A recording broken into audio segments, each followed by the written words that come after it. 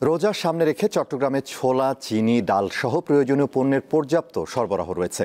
ফলে দামও আছে নিয়ন্ত্রণে, তবে কাটেনি ভোজ্য তেলের সংকট।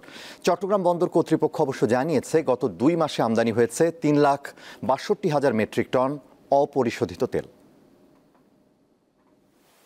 প্রতি বছর রমজানে তেল, ছোলা, ডাল সহ কয়েক ধরনের পণ্যের চাহিদা থাকে অনেক বেশি। ফলে পবিত্র এই মাস শুরুর আগেই এসব পণ্যের দাম বেড়ে যায়। এরই মধ্যে বাজারে ঊর্ধ্বমুখী ভোজ্য তেলের দাম। খুচরা বিক্রেতারা বলছেন, শর্ত সাপেক্ষে কোম্পানি যে তেল সরবরাহ করছে তা পর্যাপ্ত নয়।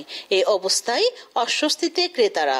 তেল নিতে আসি, তেলই নাই, মানে বাজার মানে মোটামুটি আগুন। সবই দাম বেশি মনে হচ্ছে, সবকিছু বেড়ে গেছে দাম, তো নিতে তো হবে, রোজা আসছে।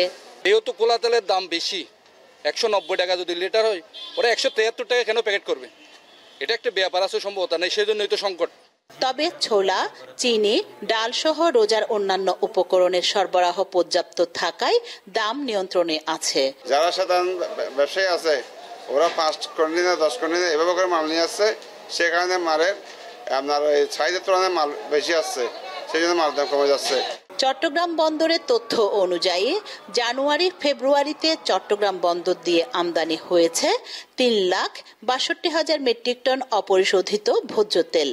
এছাড়া 84,000 মেট্রিক টন তেল নিয়ে খালাসের অপেক্ষায় রয়েছে 60টি জাহাজ। 3,42,500 মেট্রিক টনের মতো তেল গত শুধু জানুয়ারি এবং ফেব্রুয়ারি এই 2 মাসে এসছে।